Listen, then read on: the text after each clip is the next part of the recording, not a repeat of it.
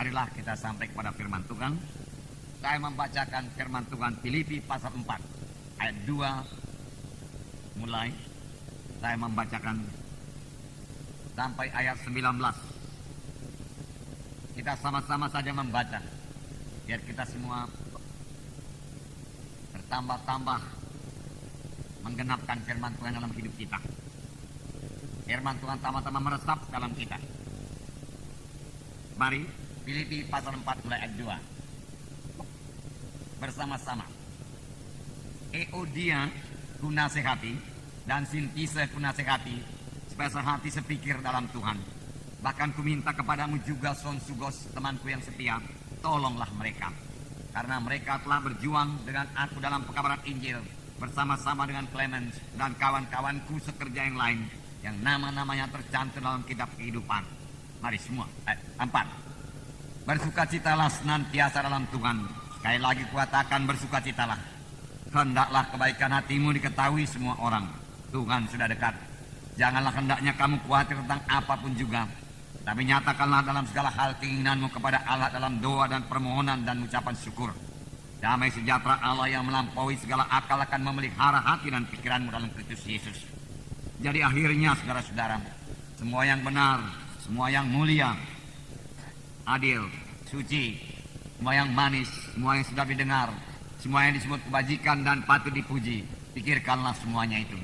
Dan apa yang telah kamu pelajari, dan apa yang telah kamu terima, dan apa yang telah kamu dengar, dan apa yang telah kamu lihat padaku, lakukanlah itu. Maka Allah sumber damai sejahtera akan menyertai kamu. Aku sangat bersukacita dalam Tuhan, bahwa akhirnya pikiranmu dan perasaanmu bertumbuh kembali untuk aku. Memang selalu ada perhatianmu, tetapi tidak ada kesempatan bagimu. Kukatakan ini bukanlah karena kekurangan, sebab aku telah belajar mencukupkan diri dalam segala keadaan. Aku tahu apa itu kekurangan, aku tahu apa itu kelimpahan. Dalam segala hal dan dalam segala perkara tidak ada sesuatu yang merupakan rahasia bagiku, baik dalam hal kenyang maupun dalam hal kelaparan, baik dalam hal kelimpahan maupun dalam hal kekurangan. Segala perkara dapat kutanggung dalam Dia yang memberi kekuatan kepadaku. Namun baik juga perbuatanmu, bahwa kamu telah mengambil bahagian dalam kesusahanku. Kamu sendiri tahu juga, hai orang-orang Filipi, pada waktu aku baru mulai mengabarkan Injil, ketika aku berangkat dari Makedonia, jemaat yang mengadakan perhitungan hutang piutang dengan aku selain daripada kamu. Karena di Tesalonika pun kamu telah 1-2 kali mengirimkan bantuan kepadaku. Tetapi yang kuutamakan bukanlah pemberian itu, melainkan buahnya yang makin memperbesar keuntunganmu. Kini aku telah menerima semua yang perlu daripadamu, malah lebih daripada itu. Aku berkelimpahan, karena aku telah menerima kirimanmu dari Epaphroditus. Suatu persembahannya harum, suatu korban yang disukai dan yang berkenan kepada Allah. Allahku akan memenuhi segala keperluanmu menurut kekayaan dan kemuliaannya dalam Kristus Yesus. Sampai di situ dulu. Saudaraku, yang pertama nasihat Paulus, saudara, kepada sidang Filipi. Sini dikatakannya Euodia ku nasihati dan Sintise ku nasihati, supaya sehati sepikir dalam Tuhan. Saudara, tentunya ada perselisihan di antara mereka, dan tiap-tiap perselisihan ini menduka citakan Roh Kudus. Tuhan menghendaki setiap anak-anaknya saling mengasihi. Tuhan menghendaki setiap anak-anaknya bersatu dan bersehati dalam pekerjaan Tuhan.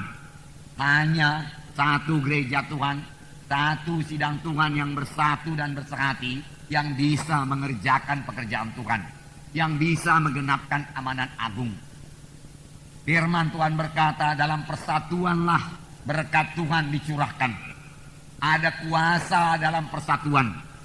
Secara dunia juga, saudaraku. Dahulu waktu kami anak-anak, kami 7 orang bersaudara, orang tua kami selalu berkata, bersatu kalian 7 orang bersaudara, maka kalian akan menang, kalian akan berhasil. Lihat saja lidi, dia katakan. Kalau lidi itu yang satu ikatan tidak bisa dipatahkan. Tapi kalau lidi itu diambil satu persatu lalu dipatahkan, semua bisa patah. Demikian kalau kalian berpecah-pecah, dia katakan. Dan itu memang benar, saudaraku.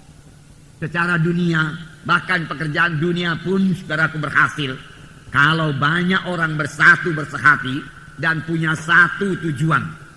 kita melihat dalam menara Babel. Menara Babel bahkan bukan kehendak Tuhan. Tetapi orang-orang pada zaman itu berkata, mari kita bersatu. Mari kita buat satu menara yang puncaknya sampai ke langit.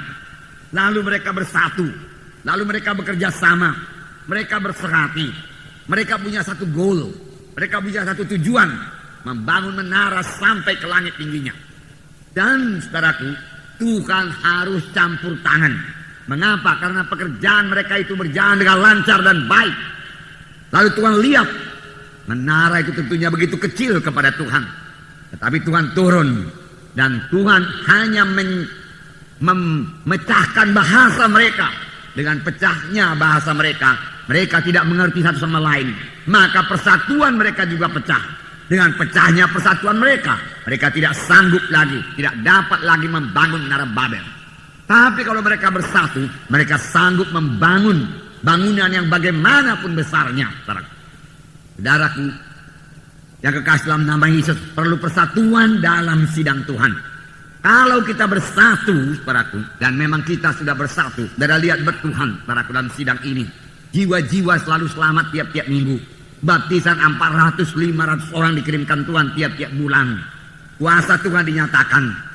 Tetapi kuasa Tuhan itu bisa lebih banyak lagi dinyatakan kalau persatuan kita bertambah teguh lagi.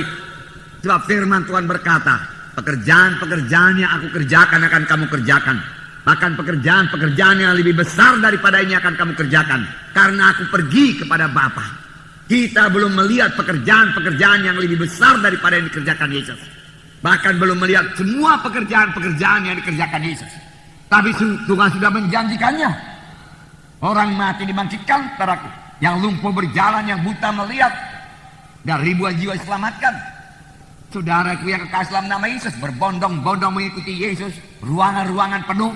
Dan ini memang sudah mulai, saudaraku, diberikan Tuhan dalam sidang Tuhan ini. Puji Tuhan, saudara. Tapi kalau kita lebih bersatu, lebih bersekati, lebih memperhatikan satu sama lain, maka kuasa Tuhan akan bertambah-tambah. Luar biasa lagi dinyatakan. Amin, saudara.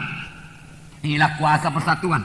Firman Tuhan berkata, jikalau dua orang daripadamu di dunia ini bersatu, bersehati, mohon satu perkara kepada Tuhan, maka apapun juga permintaan mereka itu akan dikabulkan oleh Bapakku yang di sorga. Rumah tangga yang bersehati adalah rumah tangga yang bisa berdoa kepada Tuhan, dan kuasa Tuhan pasti turun dalam rumah tangga tersebut. Berkat Tuhan pasti dicurahkan dalam rumah tangga tersebut.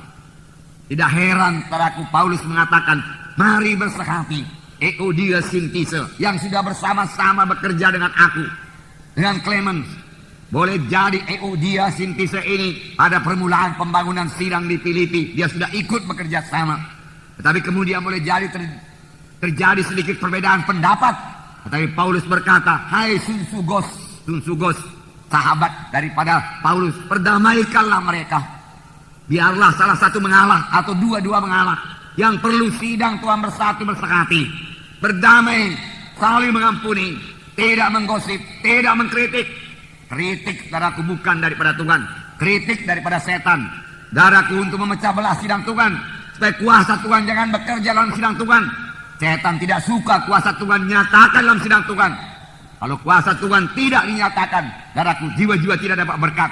Kita rindu kuasa Tuhan. Oleh sebab itu, mari kita bersatu. Mari kita bersehati. Amin, saudara. Firman Tuhan berkata, hendaklah kamu berdamai satu dengan yang lain. Firman Tuhan berkata, mengalah. Firman Tuhan berkata, perhatikan kepentingan orang lain juga. Jangan kepentingan diri kita sendiri. Care kita, memperhatikan orang lain, mendoakan orang lain. Kerap kali kalau kita sudah mendoakan orang lain, kita tidak mengkritiknya lagi.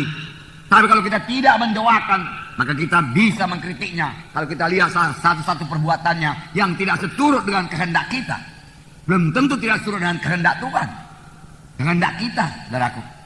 Saudaraku, oleh sebab itu hati-hati, saudaraku. Kritik, saudaraku, selalu merusak dan tidak membawa berkat. Baik bagi yang dikritik, baik bagi yang mengkritik, saudaraku. Saudaraku, apalagi gosip gunjing, saudaraku. Selalu, saudaraku, menjadi alat setan, saudaraku. Saudara yang kekasih dalam nama Yesus, Paulus tidak menggosip, Paulus tidak mengkritik. Tapi Paulus berkata, siang malam aku mendoakan kamu dengan mencucurkan air mata.